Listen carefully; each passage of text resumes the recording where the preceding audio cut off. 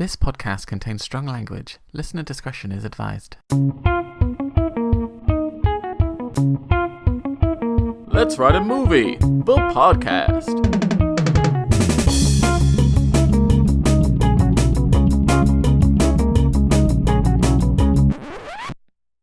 Hey, welcome to the podcast. I'm Paul. I'm Rohan.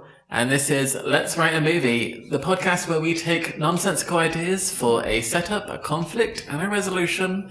We chuck in a genre, and we try to make a movie out of it. And we always do our best. We try. We try. Rowan always picks. I always pick, so I'm going to start by picking. First, I'm going to pick the setup. Fantastic. And the setup is wins the lottery. Oh! And then conflict. Loses all his money. Spills drink on potential partner at a bar. Oh. The resolution. At a posh bar, because he's a posho now, because he's won a lottery. Huge car crash, everyone dies. Oh, shit. Okay, that's a downer. Yeah. And the genre is horror. Oh. So, he wins the lottery. Making that into a horror were quite marks because, you know.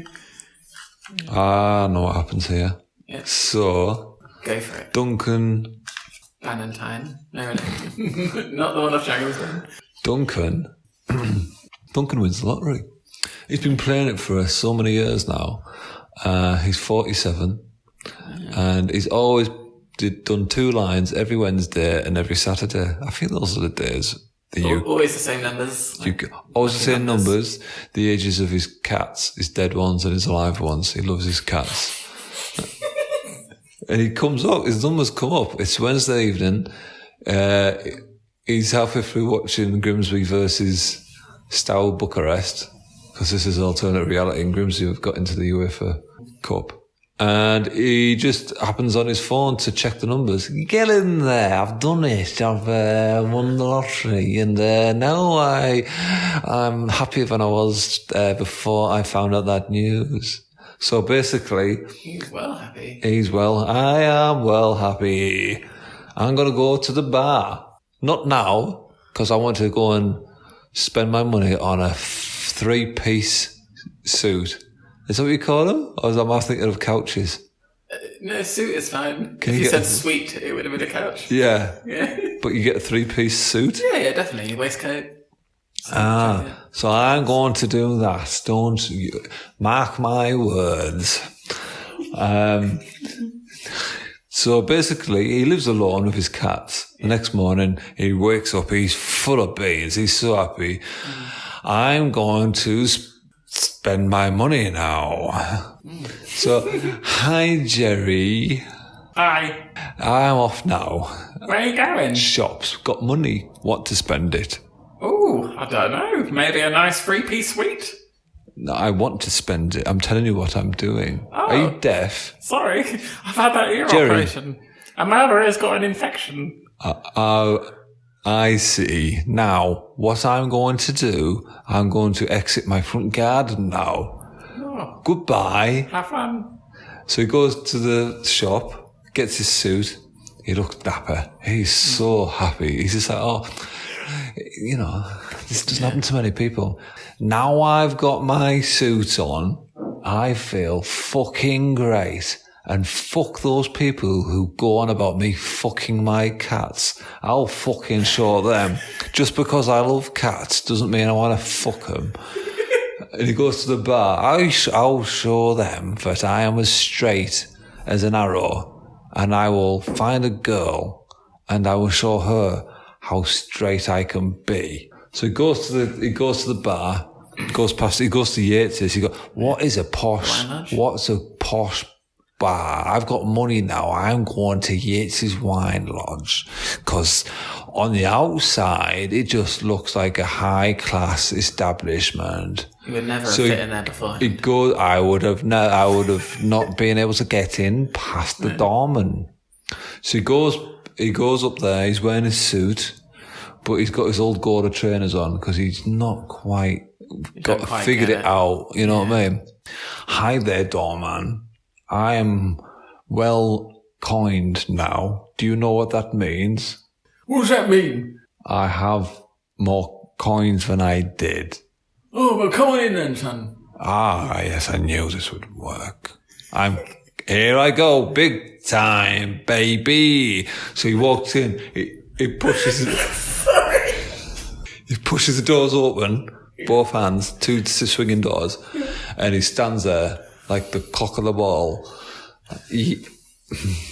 Right, and he just looks around, this is my time, he's thinking to himself. So he spots a girl at the bar, and she's about 68, and she looks like she'd be impressed by a well-coined man. So he saunters up to her. Well, hi there. Hi. Sorry, let me start again. Do you like cats? Oh, I don't mind cats. Well, do you like... Well, stupid question, because you are in a bar, but do you like alcohol? Oh, I like a gin and tonic. I will buy you a gin and tonic. Oh, thank you. So he buys a gin and tonic, they get talking. So basically, they're having a drink, they're getting on, they're talking about cats, but he spills his pint. He had a bit too much. Yeah, he doesn't normally go out and drink much. He's on his second pint and it's hit him because he hasn't actually eaten anything since his slice of toast this morning. In the excitement, he's forgotten to have lunch. So he spills this drink on the woman. Oh, I'm so sorry. I'm sorry. What have you done to me, you bastard? And right at that point, she says to him, she rejects him wholeheartedly. Oh, you're a stupid man. Spilling drinks on me, you're drunk. Anyway, so he's like, oh my. And the doorman comes up to him and tells him, yeah, son, you better get out of here. But I have coins. Your coins ain't good enough for you, mate. Get out. So with that, he doesn't argue. He's not a confrontational guy. He leaves. 2 weeks later, he's got all this money, but he's just not happy. And basically, he thought that since that rejection, he just hasn't left the house. It's really... Oh, yeah. She sounded like a classy lady. Screwed him up. Anyway, he's found out where she lives. So he systematically goes through her entire family and kills every one of them. Holy shit. So the first one is her niece, who's 45 and living in Surrey. He turns up at her house. Hello, I'm a friend of your auntie's, and I just wanted to come down here and say hello. Oh, that's not Before she can finish the sentence, he's got a kitchen knife and he stabbed it in her neck. She's flailing around on the floor. There's blood everywhere. Yeah. You are the victim of your auntie's reaction to me spilling a drink on her.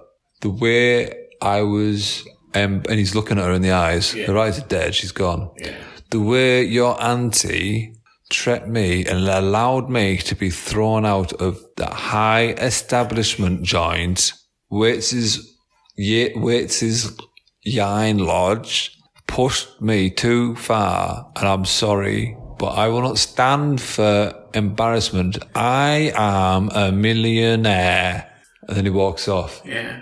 He does this for all the family. Yeah, so the next 20 minutes of the film is him just doing this. Just going around, just killing. Yeah. But is it like a bit of a montage at points? Yeah. Yeah. Yeah. And at one point, he's got a rucksack on with two of his cats in. And at one point, he takes his rucksack off and lets them poop their heads out. Go on. You can have a look. Look at that. I do this for me, which means I did this for you. Puts them back in the bag and walks off. Anyway, he gets back in his car. Unbeknownst to him, that first victim's son was watching the whole thing. Oh, shit. And he's driving back, not the son, but Duncan, he's driving back home with all the cats. And it's a shot of him in the front, and there's about 50 cats all over the car, climbing all over him. Yeah. And he's like, let's go home. We showed them, didn't we, everyone? Meow. They fuck with me, they fuck with all of us. Isn't that right? I love cats. I don't love people. That's what I've learned. And thank you, National Lottery, for pointing this out to me. You may have all the money in the world, but people will always be cunts.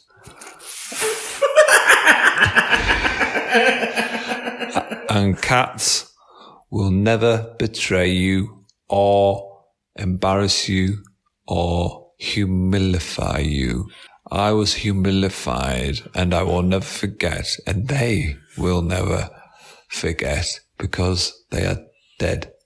Bang! A car smacks into the side of them, and it's the nephew who was watching in his tractor because they were farmers. Yeah. And he's turbocharged his tractor, and he's got the forks to lift up the hay bales. Yeah. Right through. It's gone right through his side. It's hit him from the side. All the cats are just dispersed. Half of them are dead, running away. He's dead. Yeah. The lad in the tractor then raises the tractor bits up into the sky, and it's twilight. The sun is setting, and the sun sets through the windows of the broken up car, and it shines all the way through into the tractor, and the nephew is just sat there, and that's it. That's the end. It's a great ending. And it's a real metaphor for, I suppose not much of a metaphor, but sure, the human race are not good. Not in the eyes of old Duncan. You can be as rich as you want, but you spill one little drink on someone. Yeah. All humans are bastards. That's what Duncan thought. So we'll call it Money Can't Buy You Cats. Money. I like the money can't buy you something thing. Cat love. Money can't buy cat love. What about something just like, because it's a horror? Let's do like a proper title that a proper film would be called. $1 Million Killer. £1 Million Killer? That sounds like what a movie would be called. Well, yeah. I don't know. Just not a good movie. Loan me love. Loan me? No, because it's a lottery win. There's no loan. I don't know. Come on, we've been a bit picky here. Well, I said, what about the lottery? The £1 Million Killer. That's it. £1 Million Killer. Yeah. Well, so the actors? Duncan is Tiff Needell. Who's that? He used to present Top Gear, the original. Wow, that is very... No, that's very obscure. I don't think he'd fit. Terry Gilliam? Yeah. The guy who played Barry out of Brookside. The guy who played Barry out of EastEnders? Yes. Yeah. Sorry. Sean Williamson. Sean Williamson. We've got Duncan. Yeah. The woman at the bar. Oh, Jerry, his neighbour. Jerry, who's that? Jerry. The neighbour. Oh, I beg your pardon. Sorry. Jerry. Shane Warne. Shane Warne, nice. That can be the sporting cameo as well. The bouncer, Phil Mitchell. Yeah. Yeah. And the woman at the bar, Bette Midler. Bette Midler? That'll do. People know who she is. Yeah. Is there any other characters? The nephew. The niece. Oh, the auntie. The niece, sorry. The niece, yeah. The niece can be... Sigourney Weaver. Sigourney Weaver's fine. And then the nephew niece can be... the guy who plays... No, that's not Richard Ayoade. Richard Ayoade. Okay. Sorted. So now the summary.